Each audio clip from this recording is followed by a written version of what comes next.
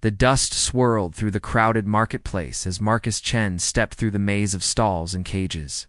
The air reeked of unwashed bodies and desperation.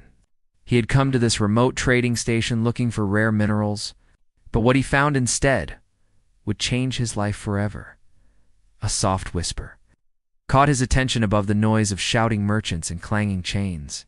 "Please, sir, buy my mother. She will cook for you, clean for you. She is good, I promise." Marcus turned toward the sound and saw her, a young alien girl with silvery skin and large, luminous blue eyes. Her small hands gripped the bars of a cramped cage where she sat beside a woman who could only be her mother. The older female was thin, too thin, her breathing shallow as she leaned against her daughter, Zara. "No," the mother whispered weakly, trying to pull her child back from the bars. "Do not beg."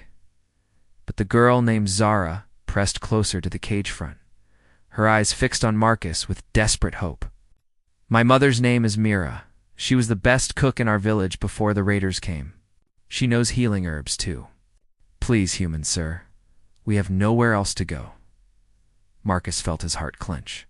In all his years exploring the galaxy's darker corners, he had seen slavery before, but something about this scene struck him differently.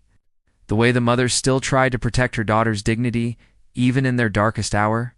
The way the child offered her mother's services with such innocent desperation. A fat trader waddled over, his multiple arms jangling with jeweled bracelets. "You interested in these two, human? I warn you, the older one is nearly dead. Waste of credits if you ask me.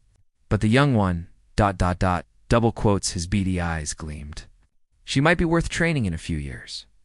The suggestion in the trader's voice made Marcus's jaw tighten. He knelt down to Zara's level, speaking softly. "What happened to your village, little one?" Zara's eyes filled with tears. "Pirates came. They took everyone they could catch. Myra got sick during the journey here. The traders say if no one buys her today, they will. ... double quotes. She could not finish the sentence. Myra understood. Myra stirred, opening her eyes to look at the human. Despite her weakness, her gaze held fierce maternal love. "Do not worry about us, stranger. We are not your burden to bear." But Marcus was already calculating. His ship's medical bay could help the sick woman. His food stores were full enough for 3. Most importantly, his conscience would not let him walk away from this. "How much for both?" he asked the trader. The alien's expression shifted to greedy delight. Both. That will cost you considerably more, human." "I have other buyers interested." Marcus looked around at the other potential purchasers, rough spacers with cruel eyes.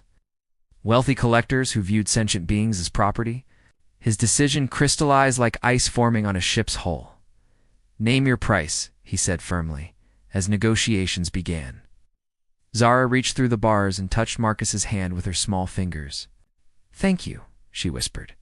"Whatever happens, thank you for seeing us as people." Marcus squeezed her hand gently. He had come here looking for minerals to trade, but he was about to leave with something far more precious too. Lives that would soon become the most important thing in his universe. The rescue and escape the credits changed hands with metallic clinks that sounded like freedom's bells to Marcus. He had emptied nearly his entire purse, leaving himself with barely enough fuel money to reach the next system.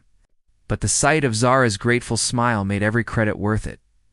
"Papers are clean," the trader Corvin wheezed, shoving the ownership documents toward Marcus. "They are yours now, human. Do what you want with them." The cage door creaked open with a harsh screech. Mira tried to stand but stumbled, her legs too weak to support her.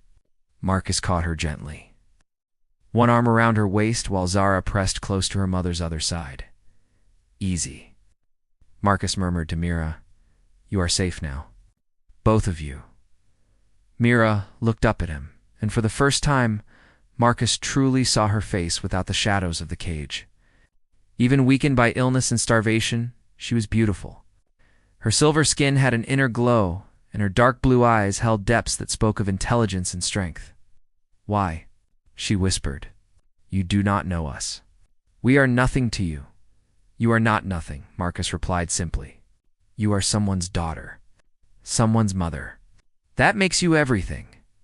But their tender moment was shattered by harsh laughter. 3 of Corvin's guards blocked their path, energy weapons gleaming in their hands. "Problem, boss," one called to Corvin. "Captain Vex just put out a bounty notice on these 2. Seems they are escaped prisoners, not legal slaves. Bounty is triple what this human paid." Corvin's beady eyes lit up with greed. "Well then, perhaps we should discuss renegotiation."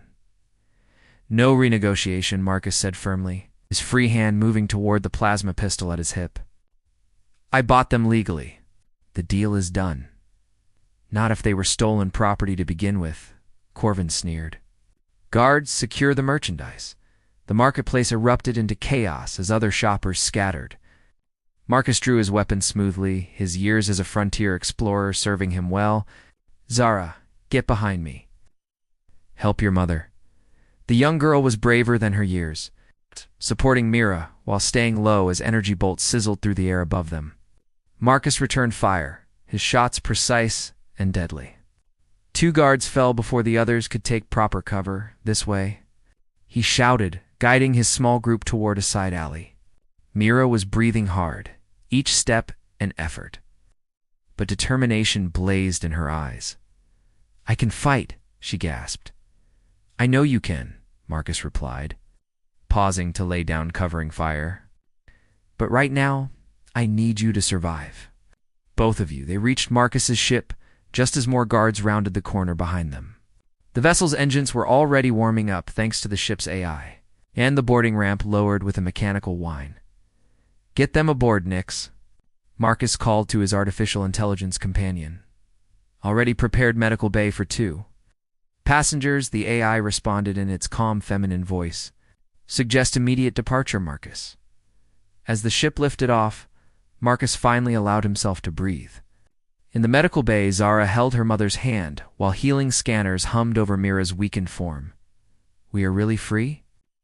Zara asked, wonder in her voice. Marcus knelt beside the medical bed, meeting Mira's eyes. "You are free. But Zara, I need you to understand something. There are people looking for you both. This is not over yet." Mira squeezed his hand, her touch sending unexpected warmth through him. "Then we face it together," she said softly. "The 3 of us." As the ship jumped to hyperspace, carrying them away from the slave market forever, Marcus realized his life had just taken a turn toward something he had never expected to find in the cold depths of space: family. 3 days into their journey, Mira was finally strong enough to leave the medical bay. Marcus had watched over her recovery like a guardian angel, bringing her meals and sitting by her bedside while she slept. Now, as she stepped into the ship's main cabin wearing clean clothes, he was struck again by her natural grace. "The medical bay worked miracles," Mira said softly, running her fingers through her newly washed silver hair. "I feel like myself again." Zara bounced excitedly around the cabin, exploring every corner of their new home. "Marcus, your ship is amazing. Nix showed me the star charts. There are so many worlds out there. Where would you like to go?" Marcus asked, sitting across from Myra at the small dining table. "You are free now. The galaxy is yours to choose from." Myra's eyes met his, and something electric passed between them. We have no home anymore. Our world is gone, our people scattered. I do not know where we belong." "You belong wherever you choose to be," Marcus said gently. He reached across the table, covering her hand with his. The simple contact sent warmth racing up both their arms. Zara noticed the exchange and grinned mischievously. "Mira, your face is turning purple. That only happens when you like someone." Mira flushed deeper, pulling her hand back. "Zara, mind your manners." But Marcus chuckled, finding Myra's embarrassment endearing. "Purple is a lovely color on you." Over the following days, as they traveled toward a safe system, Marcus knew, the 3 of them settled into a comfortable routine. Mornings were spent in the ship's small garden bay, where Mira shared her knowledge of healing plants with an eager Zara. Afternoons found them in the cockpit, Marcus teaching Zara basic navigation while Mira watched with obvious pride in her daughter. The evenings became Marcus's favorite time. After Zara fell asleep in her small cabin, he and Myra would sit together in the observation lounge, watching stars stream past through the transparent aluminum windows. "Tell me about Earth," Myra said one night. Curled up beside him on the cushioned bench, the ship's artificial gravity allowed her to rest against his shoulder, and Marcus found himself treasuring the trust implicit in the gesture. "It is beautiful," Marcus replied, his fingers unconsciously stroking her silver hair. "Blue oceans, green forests, cities that reach toward the sky. But it can be lonely for someone like me. I have spent so many years exploring space that I forgot what home felt like." Mira tilted her head to look up at him. And now, their faces were inches apart, her luminous eyes reflecting the starlight. Marcus felt his breath catch as the moment stretched between them. "Full of possibility and longing now," he whispered. "I think home might be wherever you and Zara are." She lifted her hand to touch his face, her silvery skin warm against his cheek. "Marcus, ... He leaned down, and she rose to meet him, their lips touching in a soft, sweet kiss that spoke of new beginnings and hope reborn. When they finally parted, both were breathing unsteadily. "Is this real?" Mira whispered. "After everything we have been through, are we allowed to have this happiness?" Marcus pulled her closer, holding her as if she were the most precious thing in the universe. "We are allowed to have whatever we can build together. I promise you that." Outside the windows, the stars continued their eternal dance, bearing witness to love blooming in the darkness between worlds. Danger returns. Their peaceful journey was shattered when Nyx's warning klaxon screamed through the ship. Marcus bolted upright from where he had been sleeping on the lounge couch, Mira still nestled against his side. "3 ships approaching from hyperspace," Nyx reported crisply. "Configuration matches known bounty hunter vessels. Recommend immediate evasive action." Myra was instantly alert, her maternal instincts sharp. "Zara," she called, rushing to wake her daughter. Marcus was already at the controls, his hands flying over the navigation panel. Through the view screen, 3 sleek hunter ships emerged from hyperspace, their weapons already charging. "This is Captain Vex," a harsh voice crackled over the communications system. "Human vessel, you are carrying stolen property. Surrender the aliens, and you may depart unharmed." "Not happening," Marcus growled into the comm, throwing the ship into a sharp turn that pressed them all against the bulkhead. Energy blasts sizzled past the cockpit windows as the hunters opened fire. Marcus's ship was built for exploration, not combat, but he had made modifications over the years. He triggered the defensive shields and returned fire with his modest weapons array. "Marcus," Mira said, peering at his elbow with Zara close behind. "Let me help. I know their ship designs. My people. Before we were enslaved, we were engineers." "The navigation console," Marcus said, trusting her instinctively. "I need you to plot microjumps, short hyperspace hops, to confuse their targeting." Mira slid into the co-pilot seat, her fingers dancing over unfamiliar controls with surprising skill. "Zara, secure yourself in the emergency harness." The young girl obeyed without question, but her eyes were wide with fear. Marcus spared a moment to reach back and squeeze her hand. "We will get through this, little star. I promise." The ship lurched as a hunter's blast penetrated their shields. Sparks flew from an overhead panel, and the lights flickered ominously. "Shields at 60%, Nyx reported. "Hull breach in Section 7. Myra's calculations saved them, sending the ship jumping in tiny hyperspace increments that left their pursuers confused and angry. But with each jump, their fuel reserves dropped dangerously low. "We cannot keep this up," Mira said, her face tight with concentration. "They are learning our pattern." Marcus made a desperate decision. "Emergency landing. There." He pointed to a small moon visible on their screens. "Rocky terrain will limit their approach options." The ship screamed through the thin atmosphere, pursued by the hunters' continued fire.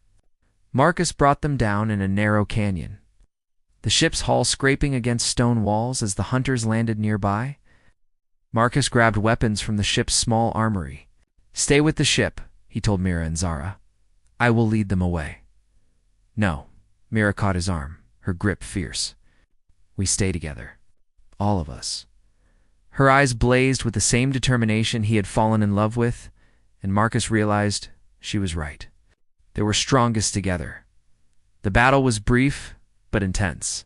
Mira proved her worth with a captured energy rifle, her shots precise and deadly.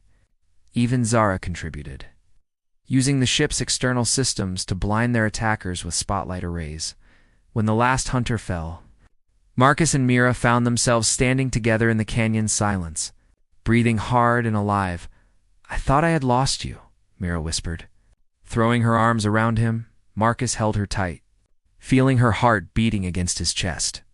"Never," he promised. "You will never lose me." As they kissed among the stars and stone, Zara cheered from the ship's doorway, and their makeshift family felt stronger than ever before. 2 weeks later, their ship touched down on Sanctuary, a peaceful world known for welcoming refugees and outcasts. Marcus had used his last contacts to secure them passage and new identity documents. As they walked down the boarding ramp together, Mira carrying a small bag of their few possessions while Zara skipped ahead excitedly, Marcus felt something he had never experienced before he was coming home. "It is beautiful," Mira breathed, looking at the rolling green hills dotted with wildflowers that stretched to the horizon. The settlement was small but welcoming, with curved buildings that seemed to grow from the landscape itself. "The people here do not ask many questions," Marcus explained, taking her hand as they walked toward the town center. "They believe everyone deserves a second chance." Zara ran back to them, her arms full of the local flowers. "Mira, look. They smell like the gardens from our old home." Mira knelt to smell the blooms her daughter offered, and tears sparkled in her eyes. "They do little love." Perhaps this is a sign. That evening, in the small house Marcus had arranged for them to rent. They sat together on the porch watching the sunset paint the sky in shades of gold and purple. Zara had fallen asleep against Mira's side, exhausted from their day of exploring their new home. "She is happy," Mira said softly, stroking her daughter's silver hair. "For the first time since the raiders came, she is truly happy." Marcus moved closer, wrapping his arm around both of them. "What about you? Are you happy?" Mira leaned into his warmth, her head finding the perfect spot on his shoulder. "I never thought I could be again. After losing everything, I believed happiness was just a memory. But you... ... She turned to look at him, her eyes luminous in the fading light. "You gave us more than freedom, Marcus. You gave us hope. You gave us love." He cupped her face in his hands, marveling at the trust and affection he saw there. "You gave me something too. Purpose. Meaning, a reason to wake up each morning that has nothing to do with adventure or exploration and everything to do with making. Sure, you and Zara are safe and happy." Their kiss was soft and full of promise, tasting of the sweet air of their new world and the infinite possibilities that lay ahead. "Will you marry me?" Marcus whispered against her lips. "Will you let me be Zara's father and your husband? Will you help me build something beautiful here?" Mira's answer was another kiss, deeper this time, full of passion and joy. When they finally parted, both were breathless and smiling. "Yes," she whispered, "to all of it. Yes." As the first stars appeared overhead, Zara stirred in her sleep, mumbling contentedly. "Mama, Papa, Marcus, ... home, ... Marcus and Mira exchanged a look of pure happiness. Their journey had begun in darkness and desperation, in a slave market where hope seemed impossible.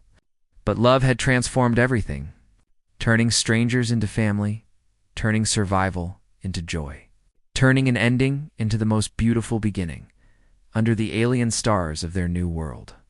The three of them sat together, no longer refugees or outcasts, but simply a family who had found their way home to each other at last.